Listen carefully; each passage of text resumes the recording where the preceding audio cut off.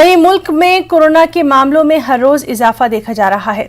आदादशुमार के मुताबिक गुज़िश्ता 24 घंटों में कोरोना के 1,61,736 मामलों की तस्दीक हुई, जबकि 879 लोगों की कोरोना से मौत हुई। गुज़िश्ता 24 घंटों में कोरोना से 57,168 लोग सेहतियाब हुए। जारी करदा आदादशुमार के मुताबिक मुल्क में अब तक कोरोना से 1,71,058 लोगों की मौत हो चुकी है।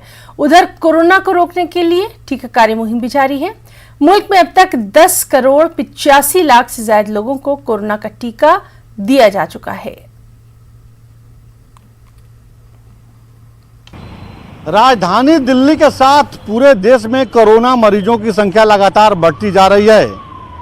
अगर देखा जाए तो दिल्ली में सरकार की तरफ से लगातार इस बात की अपील की जा रही है कि मास्क लगाइए, सोशल डिस्टेंस का पालन कीजिए। बचाव का सबसे बड़ा यही तरीका है। कोरोना के जितने भी प्रोटोकॉल हैं, गाइडलाइन है, उसका सभी लोग फॉलो करें। सबसे बड़ी बात है कि 24 घंटे में जो रिपोर्ट आई है वो बहुत ही डरावनी है। अगर देखा जाए तो 24 घंटे में 1,61,736 नए मामले आए हैं। इतने लोग संक्रमित हुए हैं। और वहीं अगर बात की जाए तो 879 लोगों की मौत हुई है। यह जो रिपोर्ट आई है बहुत ही चिंताजनक है।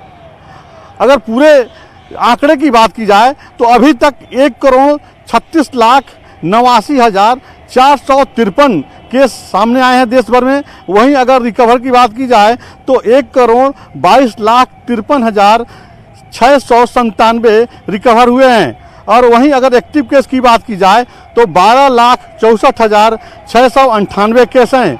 और जो डेथ हुई है अभी तक देश भर में वह 1,71,058 है, 58 है, जो बहुत ही डरावनी है। अगर वहीं टोटल वैक्सीनेशन की बात की जाए कि टोटल वैक्सीनेशन अभी तक कितने हुए हैं तो देश भर में टोटल वैक्सीनेशन 10,85,33,085 हुए हैं।